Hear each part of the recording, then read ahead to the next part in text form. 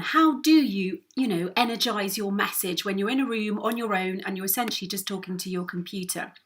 Okay, so the first thing is before the meeting, warm yourself up, and whatever that is for you. It could be do an exercise class. It could be a little bit of singing. It could just be some deep breathing. Swing your arms around. Whatever that works for you, so that you are a little bit more energized when you sit down in front of your computer for this meeting. And if you can't do that, at least think about the most energetic person you know and try and channel that.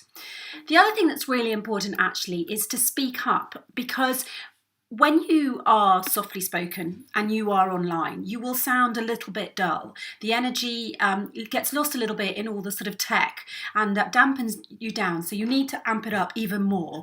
In your head, it might sound a little bit loud, but actually in real life, it will be fine. It will be nice and energetic, and everybody will listen to it.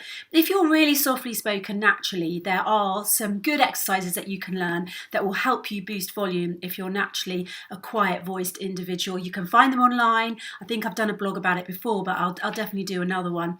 The other thing is to sit up or stand up. It's actually fine to do your meeting standing up. Just raise your computer higher and stand in front of it when you're going to be talking. That might energize you more. I think particularly if you're the presenter, that's a really good idea, and I certainly do that myself.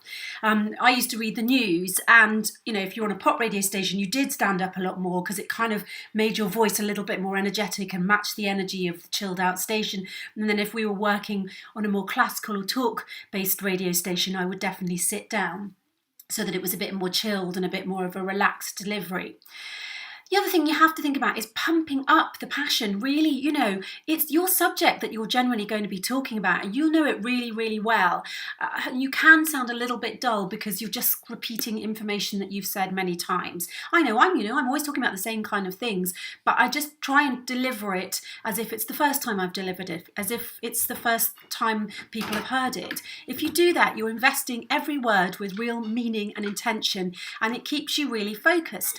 And it also means you're showing your audience your A game. You should be a little bit exhausted at the end, to be brutally honest. A Zoom call or whatever where you're talking about your business, give it your all.